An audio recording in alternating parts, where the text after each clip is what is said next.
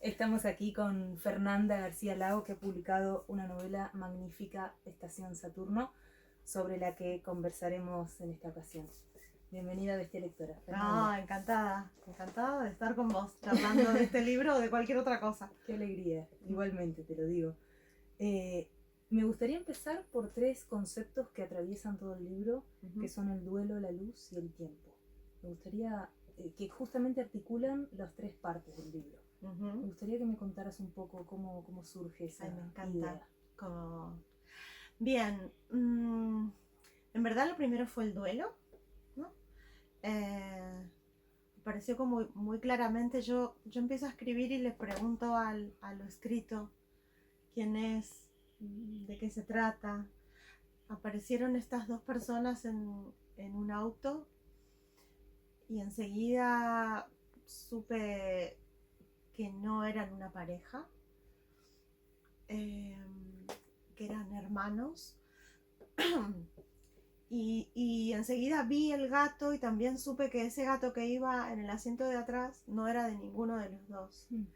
Entonces, preguntándome de quién era el gato, entendí que era un gato heredado, ¿no? Que es el gato del hermano mayor que ha muerto. Y la dificultad de la herencia, que también era algo que siempre me interesa, ¿no? Como hay un cuento de Antonio Di Benedetto en el que el personaje dice lo que heredé de mi padre, unos libros, unas cajas de libros y el silencio, ¿no? Él encuentra a su padre ahorcado en el baño. Es como muy impactante la situación, ¿no? Y a partir de esa lectura, hace muchos años, empecé a entender como algo que se agitaba en mi escritura, tal vez de una manera más pulsional, que no podía reconocer tanto y que tenía que ver con el hecho de haber perdido tantos paisajes, familia, en el viaje, ¿no? Y acá de pronto apareció literalizada esa idea en 2 que están en ruta, ¿no? 2 que están en movimiento, alejándose de una muerte y llevándose un gato herencia. Y todo lo que eso implica, ¿no? Para entender el mundo y los vínculos cuando hay una pérdida tan trágica, ¿no?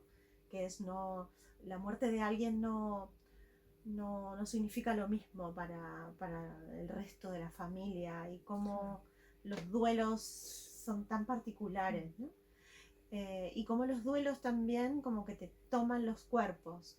De hecho, el hermano va con el traje del muerto y la hermana va dentro de una faja, que es lo último que el muerto miró.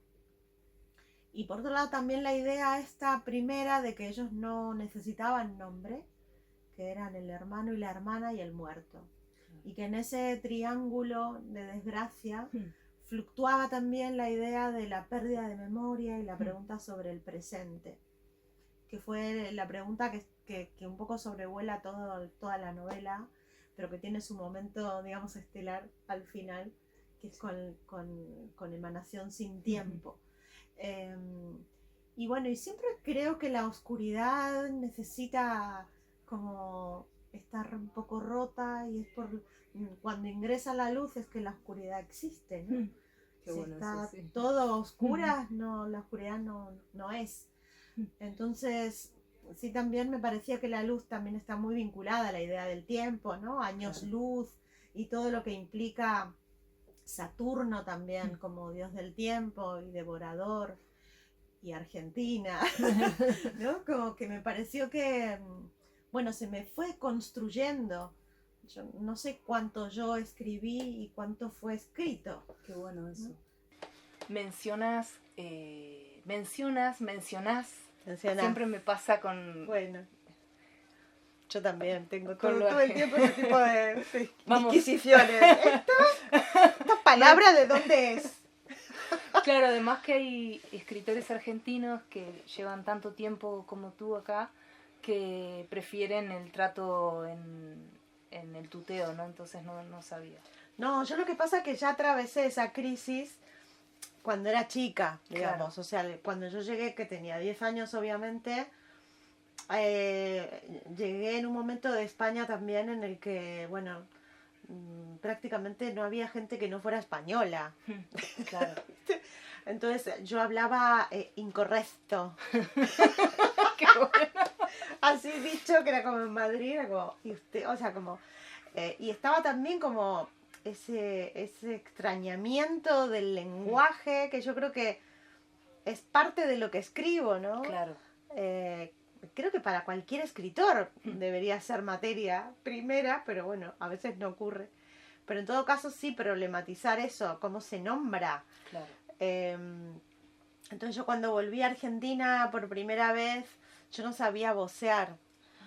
Porque, ¿qué edad tenías cuando...? Cuando me vine para acá la primera tenía 10 y cuando me fui para allá tenía 20. O sea, habían pasado 10 años sin regresar y sin... Bueno, mi madre era española, entonces el tú era como muy natural en casa.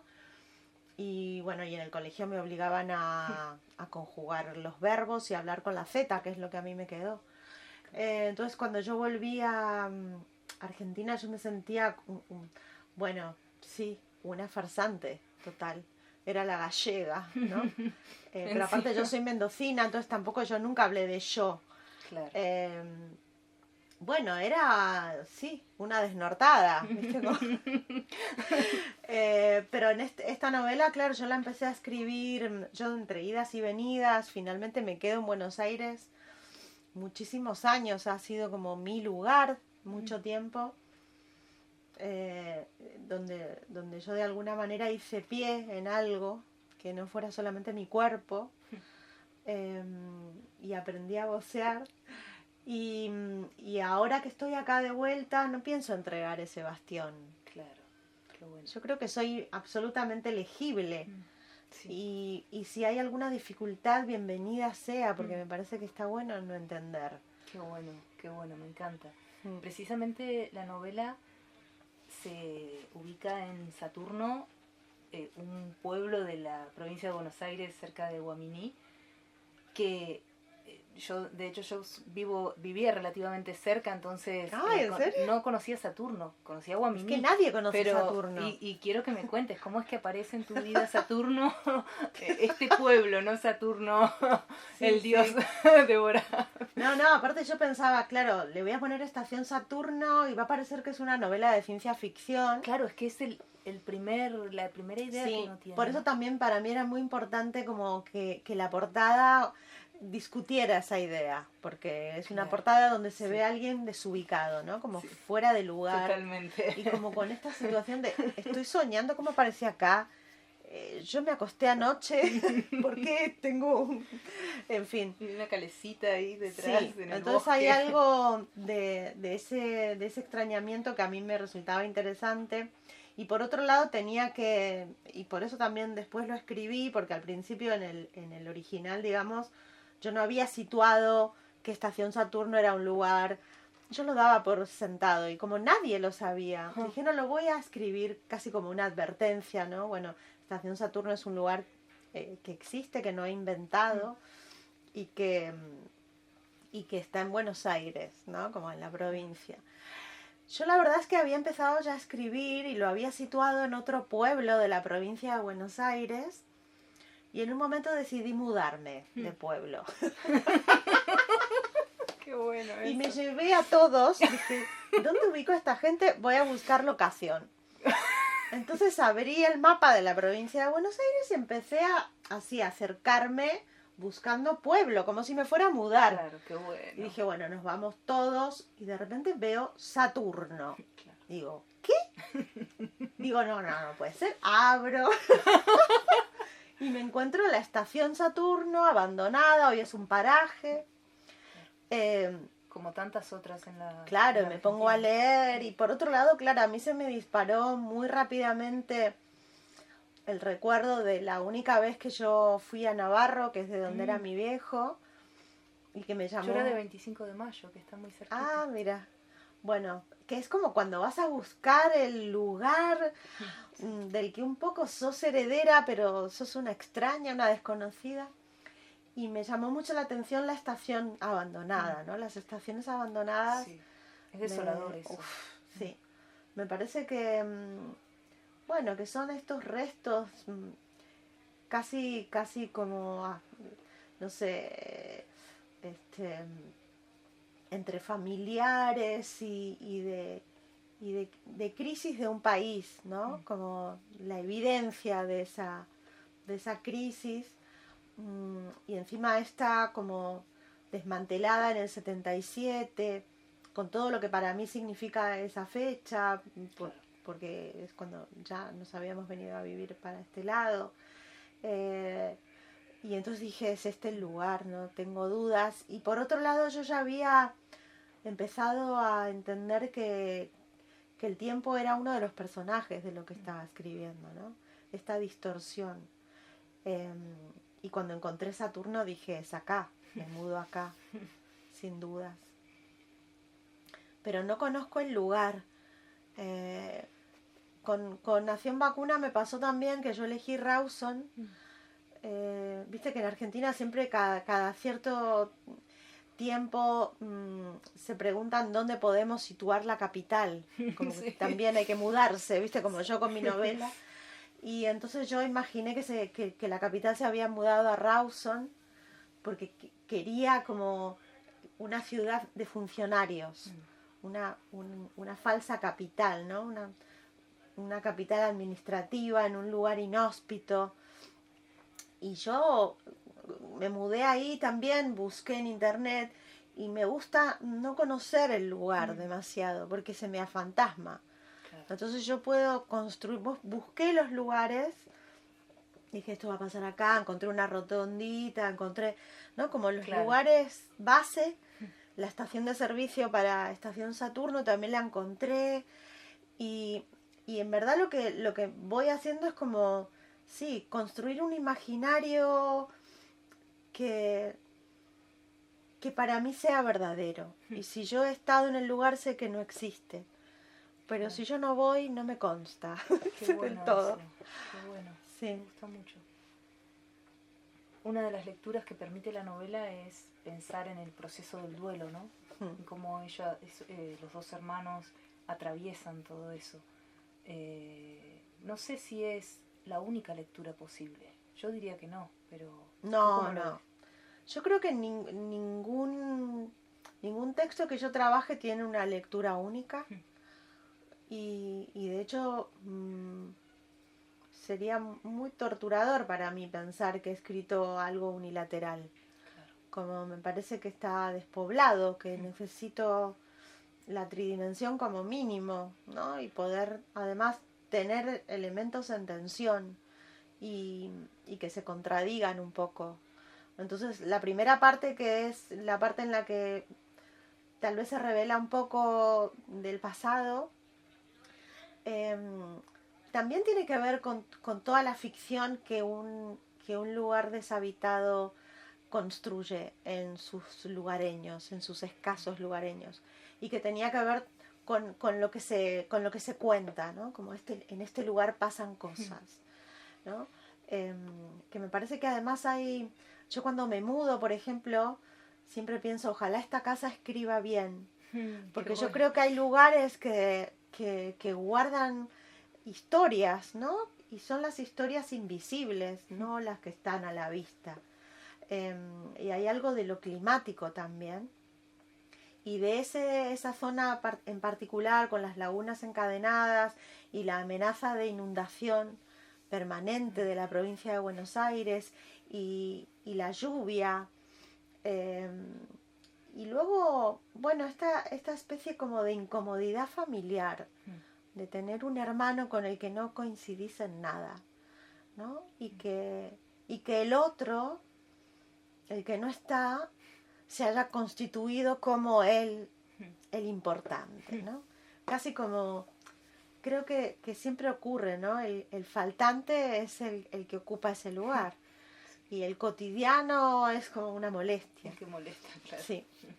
Y luego está esa cuestión también entre en los roles asignados en una familia, los roles de lo masculino y de lo femenino, entre comillas, lo que le ha tocado a la hermana hacer sin haberlo... Fíjate que en ese sentido he encontrado algunos paralelismos con Sulfuro, siendo una novela totalmente distinta en cuanto al empeño por poner en palabras una crítica a los mandatos, a los roles, ¿no? Sí, yo creo que eso me aparece siempre, pero por ahí se me cuela también un modo de entender el mundo y la ficción también, claro, como un lugar en el que discutir algunas otras cuestiones de una manera un poco tangencial, pero visible, ¿no? Como esto está acá.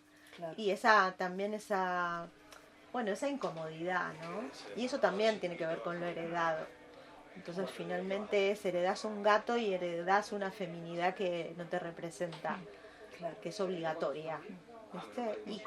Y ese desajuste, porque a mí la hermana me encanta, ¿no? Es como que yo me divertí mucho con ella también, pensando en una mujer que anda buscando situaciones para quedarse sola y masturbarse, sí, para evadir la angustia, ¿no? Era como, necesito que vaya buscando sitios, ¿no? Uy, claro, acá tal vez. Muy bueno eso, sí. Además tiene muy claro cómo hacer, sí, cómo proceder. Sí, cómo canalizar toda esa angustia. Sabe cómo hacerlo y eso sí, es un personaje ambiguo en ese sentido, porque por un lado parece muy débil en cuanto a que está sufriendo, vulnerable, que ha sido la que se ha quedado, etcétera, pero por otro es totalmente dueña de su deseo. Eso me interesó muchísimo.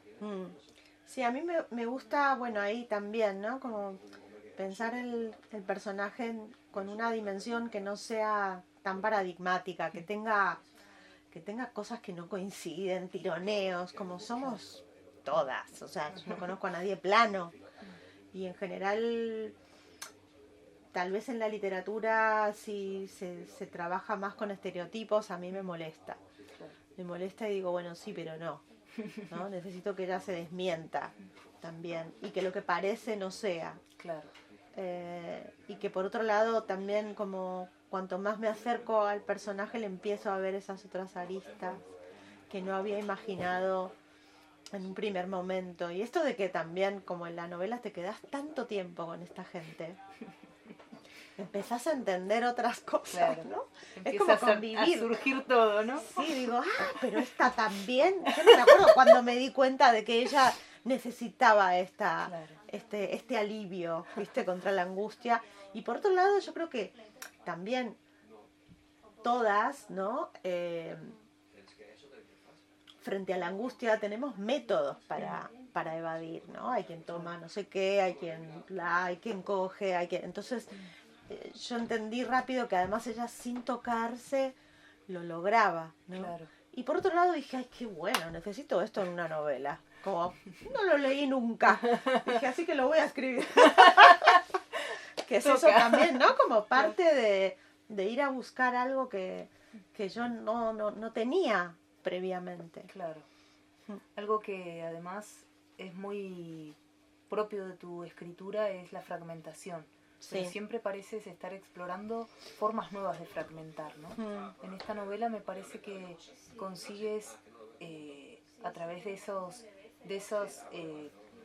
subtítulos que introduces a modo de presentación, anticiparte a la escena que vas a plantear, pero consigues como una doble sensación, ¿no? Porque por un lado, con esos subtítulos ya nos adelantas qué es lo que va a pasar, ¿no? Pero por otro, al final la escena muchas veces no trata sobre eso. No. Me parece muy curioso eso y te quería preguntar cómo funciona en el oficio de la escritura de Fernanda este recurso, este trabajo. Sí. Y yo creo que finalmente soy una formalista. O sea, no me basta con contar, con animar a esta gente, sino que también necesito estructurar para ingresar en un lugar que está un poco más allá del lenguaje, que finalmente voy subida al lenguaje, pero tampoco me basta. Yo creo que no me basta nada, en verdad. Tal vez es insatisfacción. Pero en todo caso acá sí, yo tenía como esa necesidad de romper el hilo y crear algún falso mantra con lo que, ¿no? Y además era un modo también de invisibilizar esa narración en tercera y que fuera la estructura la que cuenta, como si fuera la estructura la que se cuenta a sí misma, ¿no? Porque si no, uno se hubiera preguntado, ¿pero quién narra esto? Sin embargo, la estructura hace las veces de punto de vista, porque finalmente ese es el punto de vista. Es algo que está acomodado de este modo y que finalmente entendemos que hay alguien que acomoda esa lectura o esa mirada. Esto de hay que prestar atención a los detalles, ¿no? Y entonces para prestar atención a los detalles hay que sistematizar la mirada. Y al sistematizar la mirada aparece esta necesidad también sintáctica de nombrar las cosas. Yo creo que sí, empecé ya con ese formato, no es que lo busqué cuando ya tenía contado. Fue el formato el que se contó a sí mismo, porque a partir de haber encontrado como esa modalidad de estructurar, es que fui avanzando, porque fui avanzando subida a ese sistema. Luego empecé a pervertir un poco el sistema y dije, bueno, pero además de lo que se ve y lo que se bla, ¿qué más? ¿No? Entonces empezaron a aparecer estas otras apreciaciones de lo que va a venir, que a veces desmienten y otras grafican, pero que no mantienen una clave única. No, claro. Abren mucho el significado de cada escena. Eso es muy y ahí sí que yo igual escribía primero y luego lo titulaba. Porque había un título y cuando lo escribía decía, no, este va de esto otro. Bueno. Y entonces yo, viste, trabajo mucho, y también en taller, trabajo mucho esa comunicación que hay entre el cuerpo del texto y el título o el subtítulo, ¿no? Claro. Esta conversación que para mí es súper vital. Es como son dos asuntos llamándose. Claro. Y entonces a mí me resuelve mucho entender que hay algo que se imanta. Claro. Y que se necesita, ¿no? Como se atraen estos dos polos ahí y que si yo lo cambio es otra cosa. Claro. Entonces ahí sí que jugué mucho. Yo jugué mucho con esta novela. Sí, eso se percibe y es una de las características de la novela que más me han estimulado, porque se nota que está siendo escrita desde el disfrute también, ¿no? Sí. Que eso a veces es curioso que uno pueda percibir esas cosas, pero si el libro está bien escrito suele ocurrir.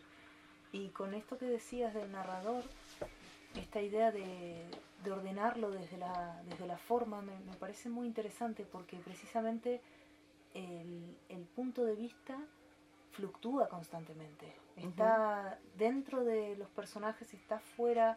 Es muy interesante. A mí me pasaba que era como, ¿cómo logro intimidad o cómo logro intimar con esta gente manteniendo la distancia? Claro.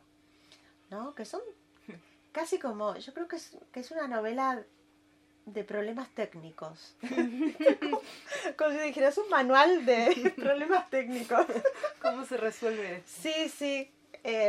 Y me encanta aparte pensar desde la práctica, que es la escritura misma, que es muy performática, y a la vez desde la teoría, ¿no? Como creo que la novela teoriza sobre sí misma y cualquier texto está apelando a una teoría de cómo se escribe. Sí, perdona, con respecto a eso, es cierto que hay una metaliteratura que no está explícita en el texto, pero que está ahí. Uh-huh. Y eso, sobre eso te quería preguntar también.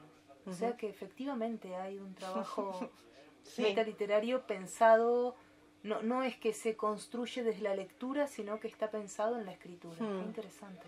Yo creo que hay un momento determinado en la escritura en la que siempre me suele acontecer en la página 60, 70, por ahí, en la que me empiezan a aparecer estas otras preguntas que tienen que ver con, bueno, y esta disposición, ¿qué quiere decir? ¿No? Claro. Y qué es lo que está, sobre qué estoy explorando y qué se está preguntando por fuera de los asuntos particulares, ¿no? Y acá a mí me interesaba, yo creo que siempre las preguntas finalmente son las coordenadas básicas, tiempo, espacio y punto de vista. Y esta novela, o sea, en verdad es, bueno, el tiempo es un lugar. Una vez que has perdido el lugar, ¿tenés tiempo? ¿Viste? Y por otro lado es algo que también tiene que ver con lo biográfico. Es una novela de alguien que perdió su tiempo y su lugar, que claro. soy yo. Claro. Entonces, yo no me voy a dedicar a hablar de mí, porque no me interesa, no me resulta interesante. Pero esas preguntas yo las tengo que responder desde la ficción. Claro. ¿No? Entonces, las respondo también desde este mecanismo, que no soy yo, pero que está hecho de mi imaginación más empírica. ¿Viste cómo? Qué bueno. Sí. Claro, es muy bueno. Hay también una exploración de temas, podríamos decir, filosóficos, sí. En algunos casos incluso hay cierta búsqueda de lo metafísico, ¿no? En la novela. Y le haces decir a un personaje, el más allá es un deseo disfrazado, todo es más acá. ¿Qué idea tenés del después?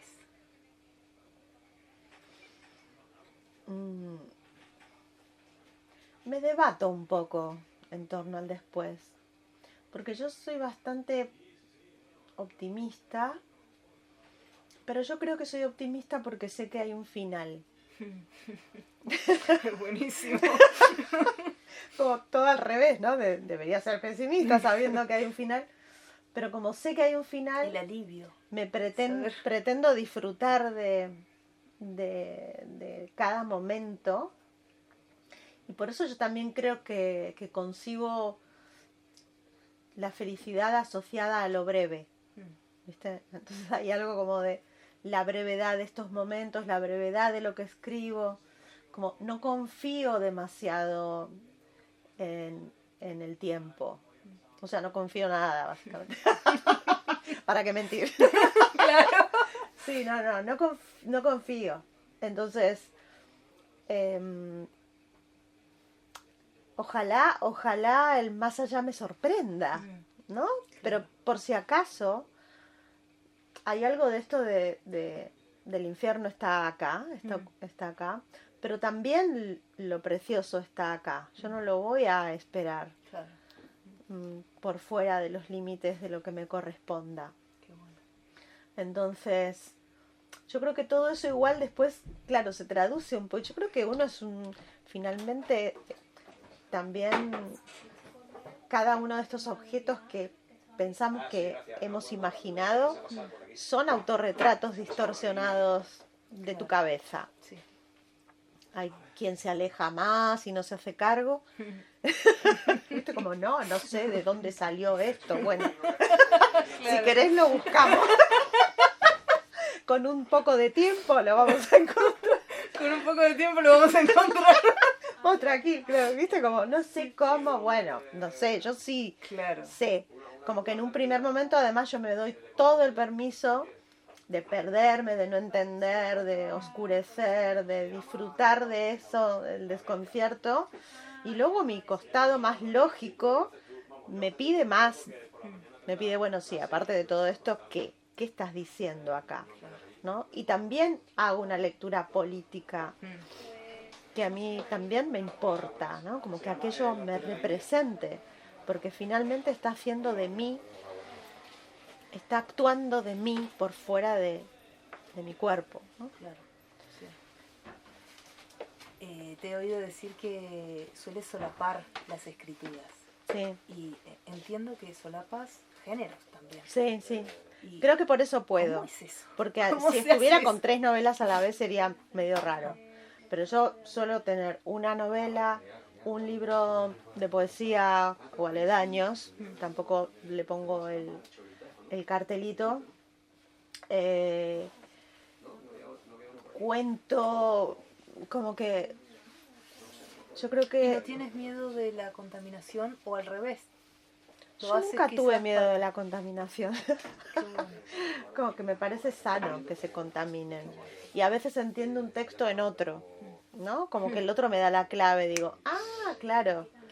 Entonces, sí me pasó, por ejemplo, que igual yo soy muy disociada, entonces creo que también tiene que ver con algún temita.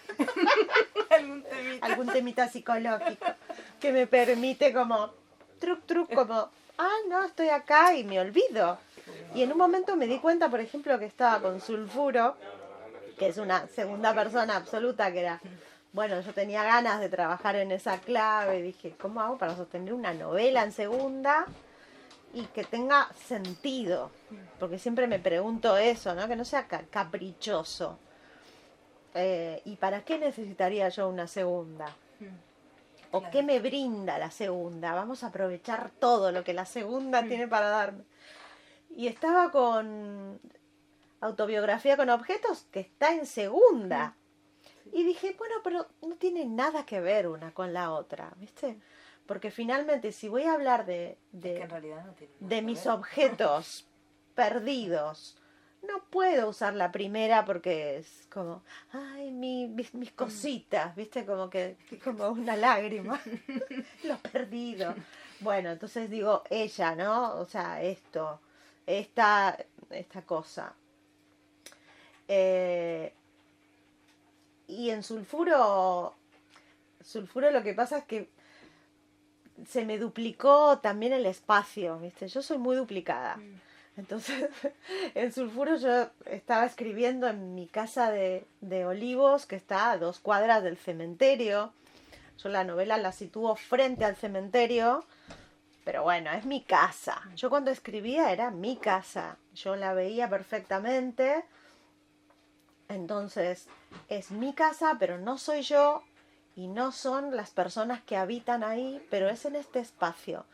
Porque en esa casa donde yo estaba, había vivido gente antes y vivirá gente después, ¿no? Entonces, una de las cosas que me ocurrió es que yo me mudé ahí y yo dije, acá hay alguien enterrado en este jardín. Estoy como segura. Y toda la gente que va a mi casa me dice, hay como una energía particular, pero es muy bella, ¿viste? Pues yo digo, está bueno que haya gente enterrada, ¿no? De hecho, el jazmín sale mejor, tiene más flores. Se ennegrecía por momentos igual. Y entonces a mí ahí me pasaba que estaba escribiendo y fue muy claro que yo escribí llueve, un trueno. Y yo empecé a entender que yo escribía y llovía, se puso a llover. Y entonces acá, viste que en Estación Saturno en un momento entienden que la lluvia está como que se puede poner lluvia. Sí, sí. Podés darle a una tecla y que llueva.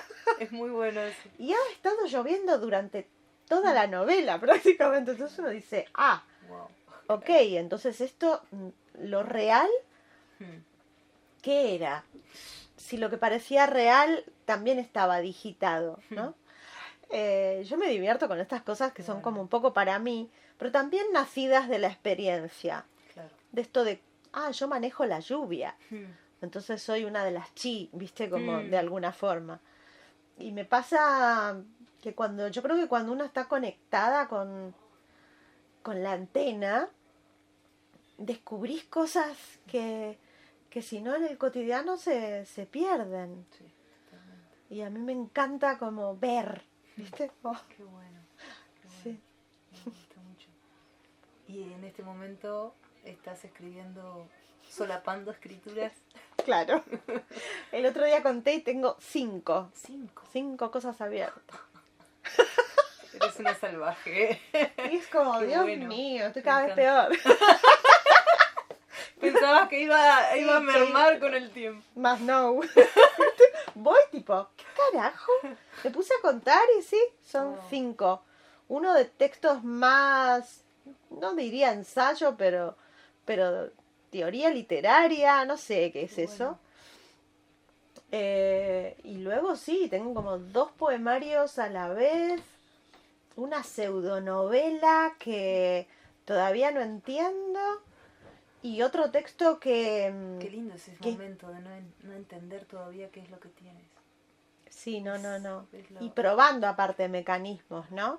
Y por otro lado esto, que claro, bueno, ya he publicado un montón, pero a la vez no es nada, porque yo pienso escribir, bueno, mucho más, ¿no?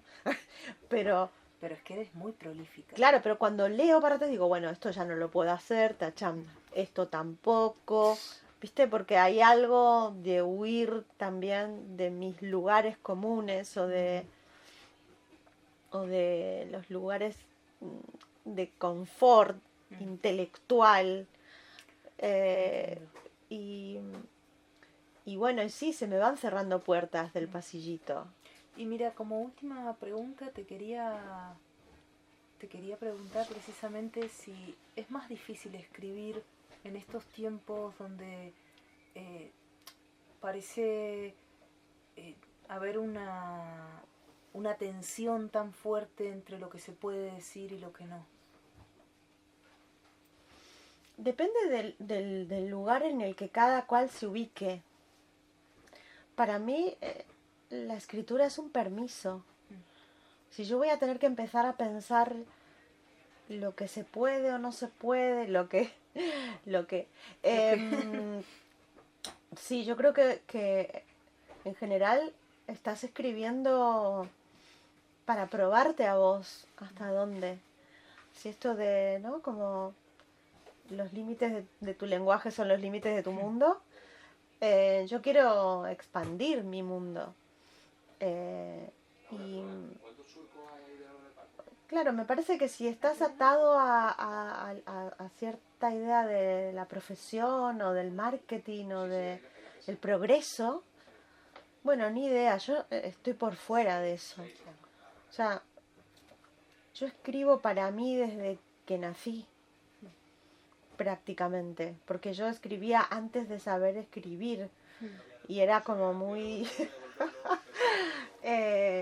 o sea, muchas de estas cosas yo las digo primero, porque me aparecen las frases. Claro.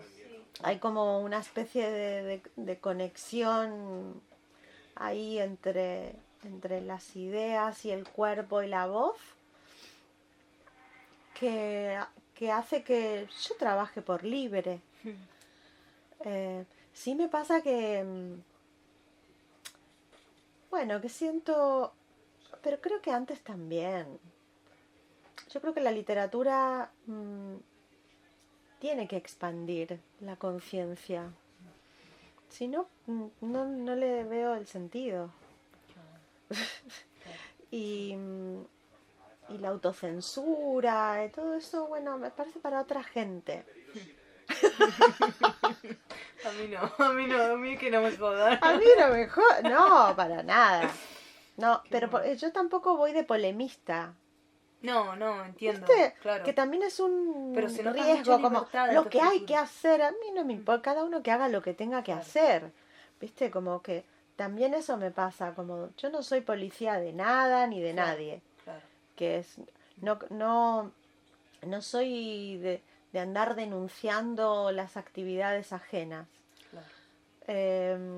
Ni para bien ni para mal. Sí, cuando encuentro escrituras brillantes me encanta contagiar como ese descubrimiento a otras. Porque es como, encontré esto, ¿no? Como... Sí, a mí me pasa eso también. Sí, como, hay que leer esto. Hay que leerlo. Sí, entonces yo trabajo en taller y lo comparto y lo regalo y invento talleres para hablar de autoras que dije, esto lo tengo que meter, ¿cómo hago? Y me invento un taller. O sea, yo me invento talleres de lo que me interesa. Qué bueno. Nunca he hecho taller a ver qué puede funcionar, porque yo qué sé lo que puede funcionar. A mí me tiene que funcionar, que vivo en literatura las 24 horas. ¿Viste? Como, o sea, yo no vivo por fuera de la ficción. Tampoco tengo un kiosco por fuera. ¿Viste? Para mí yo soy autogestiva y autofestiva. Y es como, me parece que, no sé, se trata de encontrar ese, no sé, esa vena de libertad que es para mí la escritura. Y para mí es un re lujo pensar, yo me dedico a esto, nadie se dio cuenta, tipo. No avisemos, viste, que no salte la ficha. Que sí, que me parece que también hay algo de visibilidad y a la vez clandestinidad, que me parece el mejor estado, porque no estoy en primera línea de nada, ¿viste? Entonces tengo el permiso de... Claro. La libertad de ser. Sí, tal cual. Y esto había una frase de Gombrowicz que a mí me encantaba, que era, nadie esperaba nada de mí, y entonces podía ser libre. Qué bueno. Entonces, bueno, no esperen nada de mí. Por la duda.